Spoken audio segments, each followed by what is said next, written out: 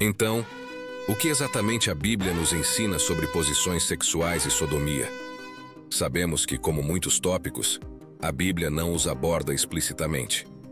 Mas uma coisa que sabemos pelas Escrituras é que Hebreus capítulo 13, versículo 4, nos diz que o casamento é honroso entre todos e o leito conjugal é puro.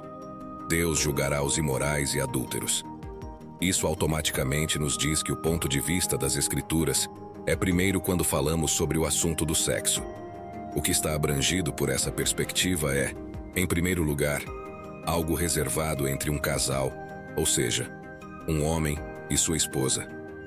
Isso automaticamente nos diz que, se o casamento é sagrado entre os cônjuges e Deus, então coisas que nós normalizamos em nossa cultura doentia atualmente, como troca de parceiros ou swinging, que são atividades sexuais consensuais com múltiplos parceiros, qualquer outra prática, seja lá como são nomeadas, são automaticamente pecado contra Deus. Antes de prosseguirmos para examinar o que Deus tem a dizer sobre as diversas posições sexuais que existem, vale ressaltar que não será necessário mencionar nenhuma delas aqui, pois isso não é relevante para nossa discussão.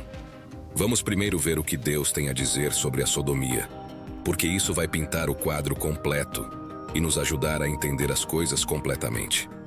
Sabemos que existem muitas escrituras contra o ato de sodomia, desde Levítico capítulo 18, versículo 22 até Judas capítulo 1, versículo 7, que diz: assim como Sodoma e Gomorra e as cidades ao redor, que se entregaram à imoralidade sexual e a práticas antinaturais semelhantes, servindo de exemplo, sofrendo a punição do fogo eterno.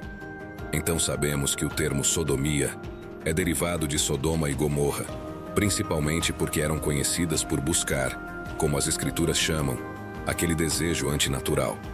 Foram destruídas por Deus devido à sua depravação moral, incluindo práticas sexuais consideradas perversas e contrárias à vontade divina.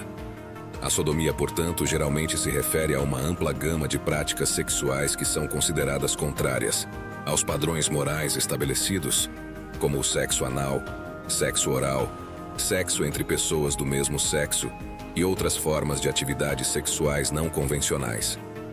Deus claramente desaprova isso e o considera uma abominação, como podemos ver em 1 Coríntios capítulo 6, versículo 9, e Romanos capítulo 1, versículo 26.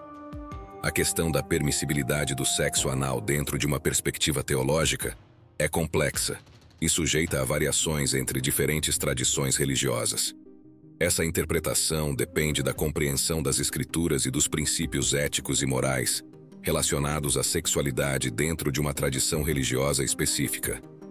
Não há uma menção explícita que determine se é permitido ou proibido. No entanto, as opiniões podem diferir substancialmente entre várias abordagens teológicas, refletindo uma ampla gama de interpretações das Escrituras sagradas. Já o termo bacanal tem origens na antiga Roma, onde se referia aos festivais em honra ao deus Baco, associados à indulgência em álcool, comida e atividades sexuais.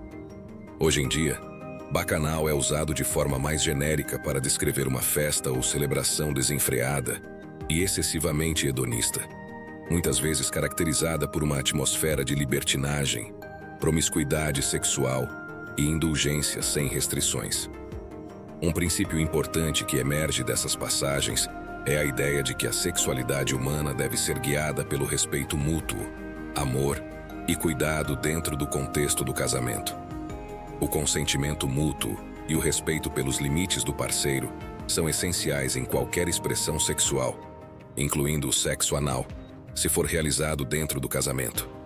Mas como muitas coisas que as Escrituras descrevem como perversão, o diabo em nosso tempo pegou e reembalou, deu-lhe um novo nome, e agora o descrevem como algo referente à cavidade pela qual os resíduos corporais são expelidos.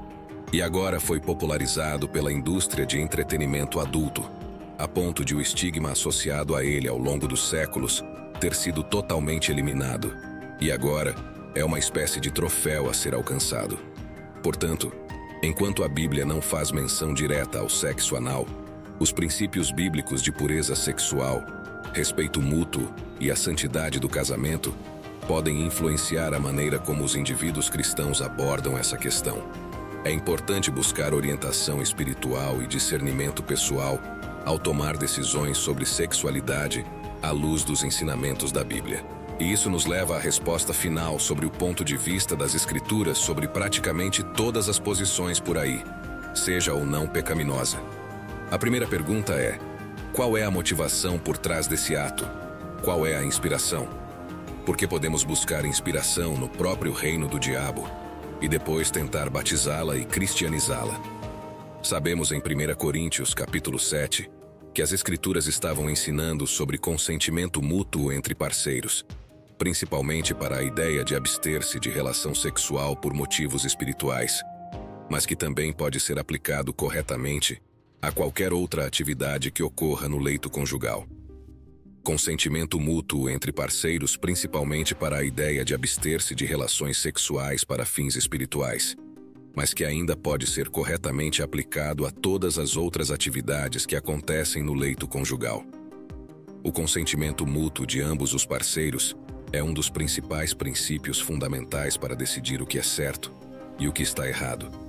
Mas, além disso, o que vemos na história da sodomia é a motivação por trás do ato, a inspiração por trás do ato e a razão é que sabemos que nossos corpos são o templo do Espírito Santo, o que significa que nossos corpos deveria honrar a Deus para que nossos corpos não estejam lá para serem consumidos pelo desejo perdido e carnal, mas é para honrar a Deus, de modo que até mesmo a comunhão sexual entre marido e mulher não seja apenas sobre eles, mas também sobre Deus, porque Ele diz que é presente. E como as Escrituras ainda nos dizem em 1 Coríntios capítulo 7, que o corpo do marido não pertence ao marido, mas à esposa, e vice-versa, não é para validar a ideia de que qualquer perversão ou desejo doentio que tenhamos nosso parceiro deve submeter seu corpo para que possamos satisfazer isso, mas é para pintar o quadro de que nosso serviço e casamento em vez disso, oferecer nossos próprios corpos para o serviço e a realização de nosso parceiro. Então, as Escrituras não são sobre tomar, são sobre dar. E se alguém não se sente confortável em dar, você não pode forçar e tomar porque é dito que isso lhe pertence. Isso é importante porque às vezes dizemos que, contanto que haja consentimento mútuo entre o casal, está tudo bem. Mas não podemos negar o fato de que às vezes o consentimento é dado por pressão para satisfazer o outro parceiro, enquanto a solução real para o problema é o parceiro trabalhar na perversão ou no desejo que permitiram se infiltrar em seus corações de fontes muito erradas e pervertidas. Então, não se trata realmente de quanto prazer você pode obter, mas de quanto amor, cuidado e ternura você pode dar. E em terceiro lugar, qualquer coisa que coloque em risco a saúde de um dos parceiros é claramente ímpio, porque ainda está prejudicando o templo de Deus, que é o corpo da pessoa. Podemos tentar ignorar ou esconder, mas o fato é que o simples conceito de tentar explorar o máximo de fantasias e posições possível está enraizado na luxúria e impulsionado pela indústria satânica do entretenimento adulto. Muitas vezes, não nos damos conta de que essas figuras são atores. Sempre que uma cena irreal ou perigosa está prestes a acontecer na TV, há uma mensagem clara. Por favor, não tente isso em casa. Por quê? Vamos encarar a realidade. Você não quer se encontrar em situações dignas de um filme de ação como Velozes e Furiosos. Você não vai sair ileso após jogar seu carro de um penhasco e dar várias cambalhotas. Não se deixe levar pelo que vê na tela. É hora de usar o bom senso e evitar imitar o que é pura ficção. Para concluir, o casamento é honroso, puro, sagrado e deve honrar a Deus e honrar nossos cônjuges. E desde que haja um acordo mútuo real entre ambos os cônjuges, e não é nada que a Bíblia já condenou claramente como Sodoma, então não há motivos para pensar que é pecado. No entanto, é essencial que analisemos a origem, a inspiração, a motivação e o estado do nosso coração. Está fundamentado no amor ou na perda?